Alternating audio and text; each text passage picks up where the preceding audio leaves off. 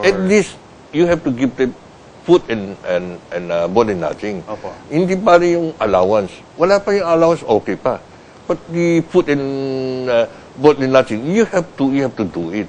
Yun ang ginagawa namin yung atleta namin. Opo. Now, I understand that after your very successful stewardship of Patafa, you are also involved in another national sports association, and this is the Philippine Karate-Do Federation. Paano po kayo na-involve ho sa PKF? Well, you know, Bobby, I'm not only involved in karate-do. Before, I also president of chess. I'm also president of basketball. I'm also president a lot, but I make a point. I'm an athletic man. Those are only passing. I give up, passing, give up.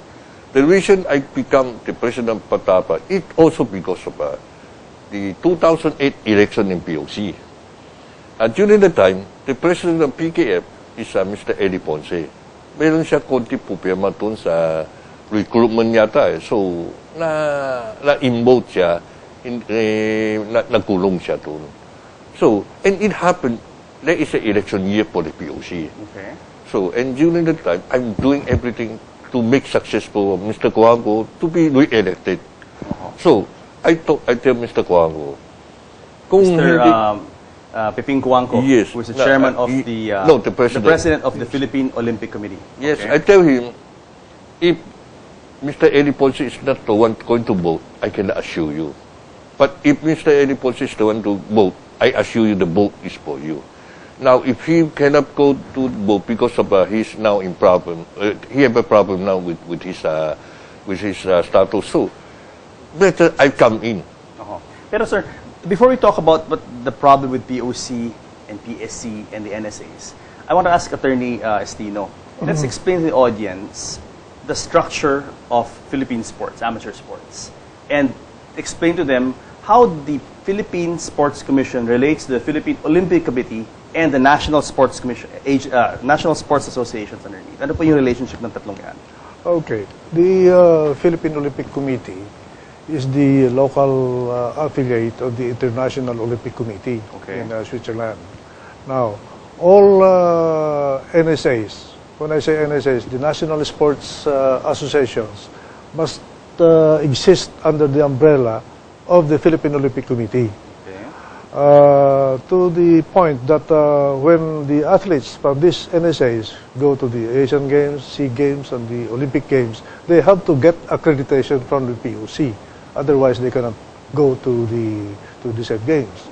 Now, in the matter of administrative supervision over these NSAs, under the charter of the POC, it allows the NSAs to exist autonomously, meaning they can elect their own officers, they can schedule their activities without active intervention from the POC. It is only when there are disputes about election among factions in the local NSA that the POC will come in and try to arbitrate. Yes.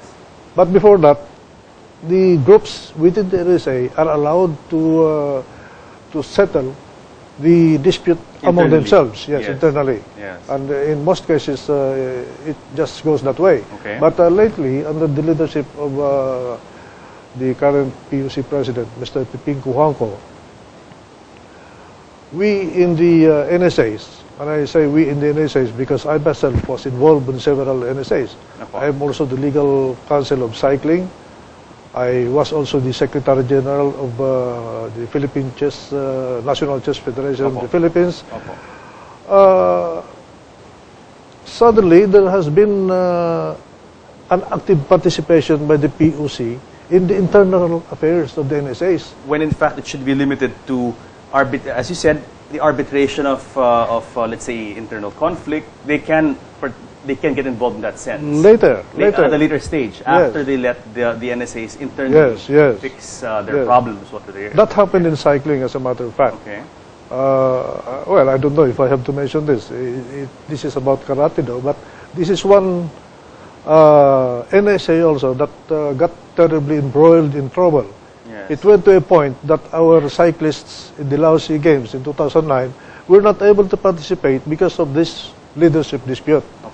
I had a hand in the settling of this. Unfortunately, I was in London when Laos was taking place, and I could have gone to Laos to help in the mediation. But as it turned out, Mayor Abraham Tolentino, who leads one faction, the other faction, as a matter of fact, is led by... Tagaytay, yes. Yes, the other faction is led by Wak Wak Golf Club President Dr. Philip Wico, yes. to which I belong. Okay. So, it went to a point that our cyclists were not allowed to race in Laos. Yes.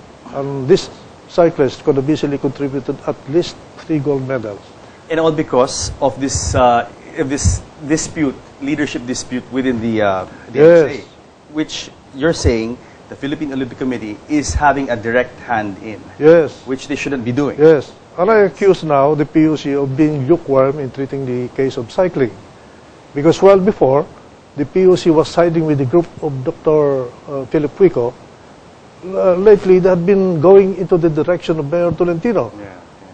When in fact, it was the PUC that recognized the group of Dr. Philip Wico. Yes. You know, Attorney, this is exactly the same thing that's happening in swimming. Because as former Senator Coseteng and Susan Papa told me a few weeks ago, it's the same thing.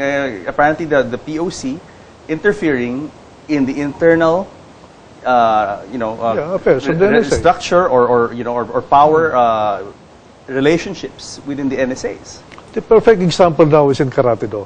Okay. You see, the one involved there is no less than the spokesman of the POC, Mr. Joey Romasanta, who has been claiming to be the head now of the PKF. That's why Mr. Gotenkok was forced to file a case in Pasig to question the action of Mr. Joey Romasanta. And then when a TRO was issued by the court, meaning stopping them from ousting Mr. Gotenkok and from proclaiming Mr. Romasanta as the acting president, they did not comply with the TRO. They went ahead and held that election in Bacolod City last May 25, 2011, violating all the rules of the Philippine Karate Federation Constitution, and also violating their own rules of the POC, of the 15-day notice. Yes. So the court duly issued a decision last July 26, annulling that election there. Yes. Yes. And in effect, recognizing the leadership of Mr. Gotenkok. So that's where it stands now. Yes. So Mr. Go Tenkok is the official president of the Philippine Karate Do Federation. That should be as based on the court's decision. Yes, that should be the effect of the decision of the Regional Trial Court of Pasig, Branch 159. Okay. And in that decision, it was quite worded very strongly. It stopped Mr. Vasquez, and even in effect the POC, from Mr. Vasquez in particular, from acting like PKF president. It stopped him from performing the actions of a POC president. Unfortunately, and very sadly, there has been moves lately from that group trying to harass the athletes of Mr. Gotenkok. One of them, Marna Pabillore, a two-time Southeast Asian gold medalist, the defending champion in her event, supposed to be in Indonesia, a silver medalist at the Doha Asian Games, got disgusted with all these developments. She suddenly left Karate Do. She went to the States. Palagay ko, nagkikare-taker na lang siya doon. So ito po yung epekto ng problema.